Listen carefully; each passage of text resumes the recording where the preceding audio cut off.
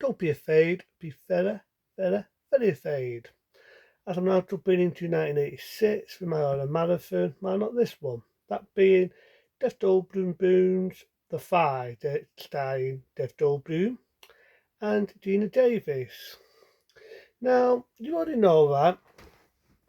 You already know what I think about remakes. I fucking despise remakes. However, I remember saying this once when it came to my favourite remakes, and I think remakes would have done it the right way, whether it be The Blob, whether it would be, let me think, The Thing, whether it would be other remakes that I like Night of the Living Dead. Would have done it the right way. This has to be one of my favourites because the Five, the Dave Boom one, is definitely a good one. The Dave Boom did in and out body films before, whether it be Star Nurse, whether it be The Dead Zone, whether it be Video Zone, and so on. So there was no stranger doing these sort of body sort of horror films. It was only when 1986 come out, Dave Boom started to do a remake. Now this was a big chance, you know what I mean? Because remakes, as you already know, was never successful. There was always a piece of fucking dog shit. I say it again, a piece of dog shit. But Dave Boom started to do a chance on this because he felt that the Five, the 58 one, yeah, it's a classic. It's a B monster film from the late 1950s, but nevertheless, it was outdated. It was a guy who comes out of a pod with a fire's head on his body, and halfway through the film has a bag on his head. Seriously, I'm not making it up. That's 1958, The Fire. A guy with a bag on his head, and halfway through the film, he's got a fire's head stuck on his body. That's it. Dave Boom decided to make his own version of it. And what a version. You've got a J opening, then you've got a very long Jeff Goldblum meets Gina Davis. It's a different type of story. That is the 51, yeah, he was a scientist, just like in this, but he was married, he had a little boy. In this, he isn't. He's a single guy. He meets Gina Davis, and she's playing like a reporter, get that bench there, a reporter. And she wants to do this big article, and it's also about these two pods, which could say that's the only similarities as well, but even they look better. And at first, he thinks he's a con man, but then he proves that he isn't. And she decides to stick with the story on the pods. She has a boss. She's got the idea that he used to be girlfriend and boyfriend. And I do know there's a lot of deleted scenes with him and her, but some of them was cut, and I can understand why. You don't really need to know that much of the background story. But I don't like it because, like I say, it becomes a love story, a horror, and science fiction.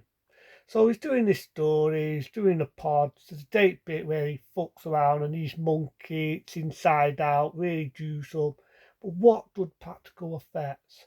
What damn good practical special effects? I would miss them, I will own them. This is how you do a fucking remake, Hollywood, the right way. The Five does not need another remake with shitty CGI, no doubt. This is how you do it the right fucking way. In 1986, Jeff Goldblum did it the right way. And I love this film. That's like I say, it's a sad story and so on. Now, do you know there was a deleted scene with another baboon when he turns into the fire, fucks around and he transforms it to a tat? Happy to say it was cut because it wasn't needed. It was fishes and fire and disturbing. There's a good bit of deleted scene where he pulls his leg out and he bites it out. I wish that was in the film. But other bits I could take it or leave it. I didn't think the ending, what we was originally going to get, was, I could put it, Gina Davis has a dream of having his baby butterfly. I can see why it was cut and deleted out. But I do remember there was one a scene that I was ending. One scene where she does have a nightmare and it's a maggot pulled out of her. And if you think this doctor looks pretty weird looking, the one who plays the doctor is only the director himself, Dave Boom, who makes a small disappearance as the surgeon who's doing the operation. It's a nightmare scene. I don't like that little tuts. But like I say, it goes on with the story now. So he decides he wants to. He realises Dave Boom that she's having it away. Well, he thinks he's having it away, so they say Gina Davis, and she's not. And out of temper, he fucks around with the pods. You've got the idea with the movie called The Fire. Fire gets in the pod, and next thing you know, it's fucked with his genes. It's not like the 50s one. It doesn't come out with a fire's head on his body and any of that shit. It starts off normal. If you know anything about the Fly, he gets bad tempered, he gets frustrated, he eats a lot of tanda, and then he becomes a dick halfway through the film, Death Goldblum. His characters, his personality changes, and then that's when, he meets his dirt on the way, a bit of a tart, has this wicked rave with her, but there's a date scene where he's having an arm wrestling in a bar, and he snaps this guy's arm. Really gruesome, really vicious. But I do love the bit where Gina Davis says that line, "Don't be afraid, be very, very afraid." I love it. And it is a not thing. He remembers the fire. There's a date bit where he bites his nails and they're coming out, and then he realises, in Death Goldblum's character realises, being Seth Bungle, that he hasn't got these magic powers. He's changing into this monster-like thing. Because in the film, he thinks he's special. He thinks he's got special powers and all this, and he isn't. He's changing. He's changing. And I do love the makeup. I love the special effects. I know that Death Goldblum went for a lot doing this film. The makeup they had to put on him. He was butt naked. They had to gel him down. They had this double set what moved all the way round, all the way through. It's a bit like what they've done in that a lot of horror films in that era, whether it be Poltergeist, whether it would be other films, whether it's Nightmare on Elm Street with the set moves when it came to Tina's death. So they sort of did it in this, where they had to hold things down so they couldn't just feel it when he's walking on the roof. But I love it. I love the performance he does. But then, as you know, in the film, when he's changing, he realises that Gina Davis' character's pregnant, like I say, the nightmare scene. And that sort of falls on a couple of days later when they made the sequel.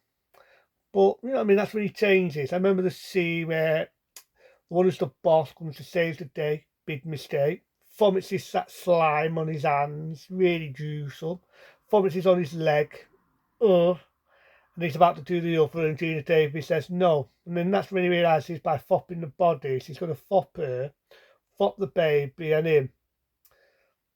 It doesn't happen because he manages to save the day, the boss, badly wounded, and he comes out, he's begging for death. Gina Davis hesitates only a little bit, shoots him, pulls his head off, she cries, bit sad, end of movie. But I think it did it better in American Werewolf in London. Shoot me in the fucking head. Because the only thing, I love American Werewolf in London, don't get me wrong. Did a review on it. Love the special effects. But the only thing what ruined American Werewolf in London was the ending. It's a really, really sad ending, right? Deserves it. You got the nurse crying. What ruins it is ba ba ba ba ba ba ba ba blue moon. In this, I think it deserved the ending it got. They didn't ruin it with a silly fucking song, and it ended at that big epic music. Do do do do. It was sad. It was emotional. This film deserved to have that ending. Because you knew, if you've seen the original, you knew that Death Goldblum's character, Death Goldblum, it was not going to be sunlight and rainbows. You knew his fate. It was not going to be a good fate. You knew it. So you knew it's going to, so this is sort of on a movie that deserves that sort of ending. Yeah, it's sad. But you knew that was going to be his fate. Have you seen the 50s one? You know it wasn't going to be a happy ending for the character. You know that. But I think it deserves that ending. Even though it sounds fucked up, it does. It's emotional. It's sad. But the special effects, the puppets there, everything. How I miss that golden era of special effects. How I miss it. And in my eyes, this is a remake done the right way. If you're going to remake something, do a good job and leave it the fuck alone. If the movie doesn't need remaking, leave it the fuck alone. In my eyes, I love the 1958, The Five. Don't get me wrong. I love it. But in 1986, I think Dave Goldblum got a film from the 1950s, took it, made it his own, and two damn good actors like Gina Davis, Dave Goldblum, made a damn good film. If people say the 50s one, the 1958 one's a tacit, this one from 1986 is just as much of a tacit than that. You've got a good performance, you've got special effects, none of this fucking computer shit you waste money on nowadays. really stands up. I love the performance. It's spot on. And as you know, a couple of years later, in 1989, they made the sequel, which in my eyes is a damn unestimated sequel. I love the sequel just as much as I love this one. So fuck it, without ado, why not? Why not? A 10-star rating from me. The Fi, it's a spot. Into them, be smart, be safe. I down with my orders marathon. Into them, see you later.